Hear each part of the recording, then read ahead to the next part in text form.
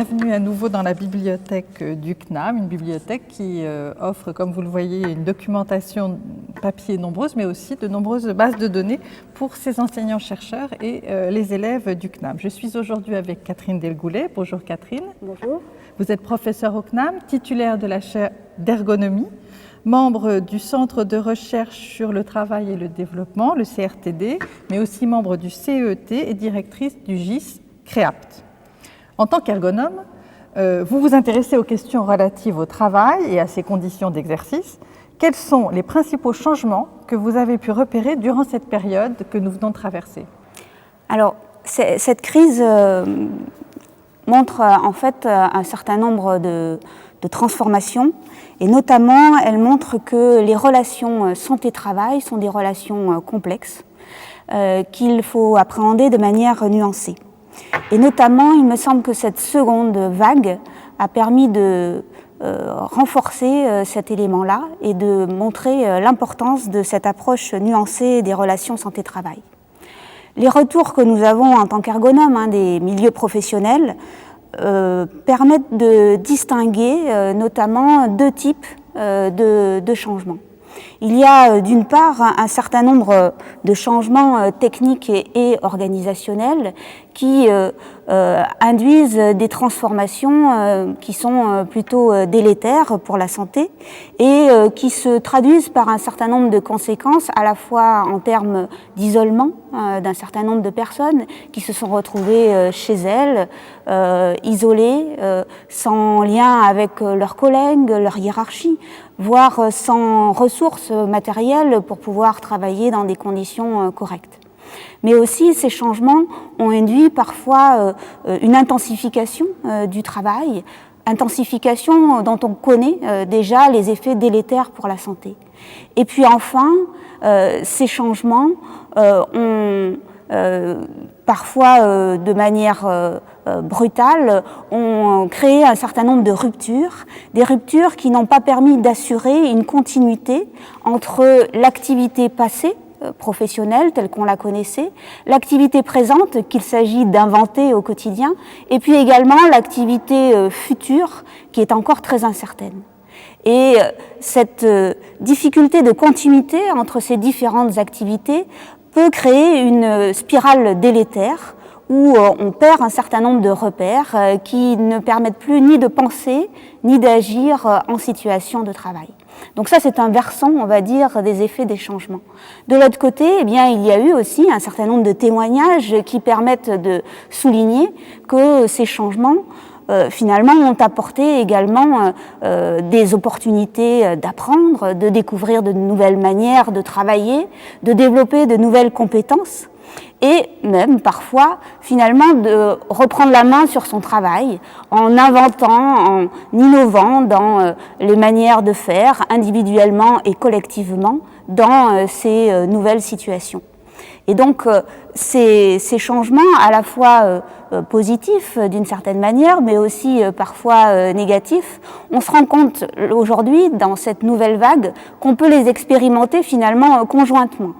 Et que, par exemple, ceci commence à être bien documenté dans le secteur des soins, mais aussi on peut prendre l'exemple des métiers de l'enseignement et de la formation professionnelle, où finalement les personnels qui ont eu à assurer la continuité pédagogique dans la première vague, mais aussi dans la seconde vague et ce second confinement, eh bien, ont pu expérimenter tout à la fois de l'isolement lorsque les équipes pédagogiques n'étaient pas vraiment constituées auparavant, mais aussi de l'intensification de leur travail qui va jusqu'à parfois l'accaparement, dans la nécessité de travailler vite et de trouver des solutions rapidement pour retravailler des ressources, pour inventer de nouvelles manières de faire, de s'approprier de nouvelles méthodes de travail.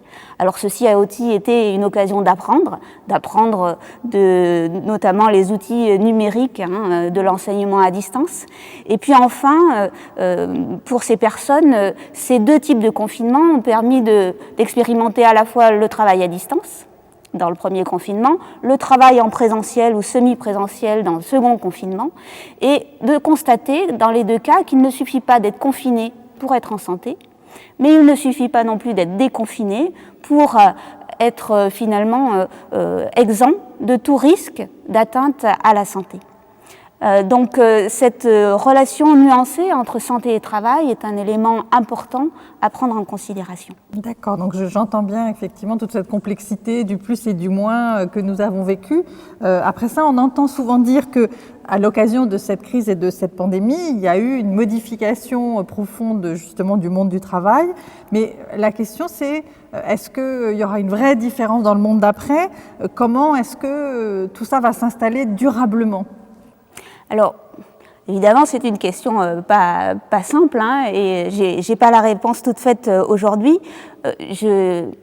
Aujourd'hui, je me dis que ceci peut se faire en 2 temps, la réponse peut se faire en 2 temps. Dans un premier temps, tant que nous ne pouvons pas nous protéger de manière ferme, on va dire, du virus, il est important évidemment de considérer l'importance des gestes dits barrières et notamment de réfléchir aux conditions dans lesquelles ces gestes, qui ne sont pas seulement liés à des comportements individuels ou collectifs, mais bien aux conditions de vie et de travail, eh bien, peuvent être mis en œuvre, mis en place dans les situations professionnelles notamment.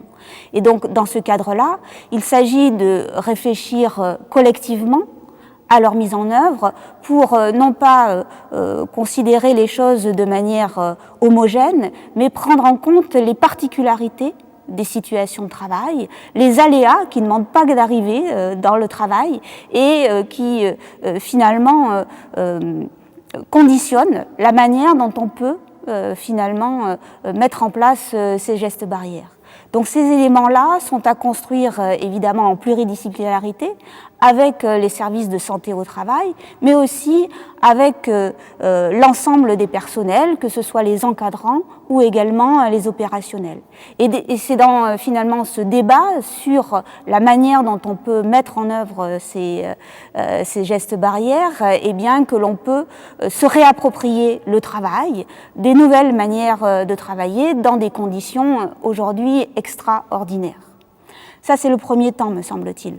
Le second temps, eh bien, relève de la manière dont on peut puiser dans les expériences que nous faisons aujourd'hui un socle, finalement, de connaissances pour à la fois s'intéresser à ce qui finalement relève de l'importance et de l'essentiel dans son travail, ce qui nous tient à cœur, mais aussi ce qui rend difficile le travail et sur lequel il est nécessaire de réfléchir pour réinventer un travail durable pour tout le monde. Merci beaucoup de tous ces éclairages. Merci à vous.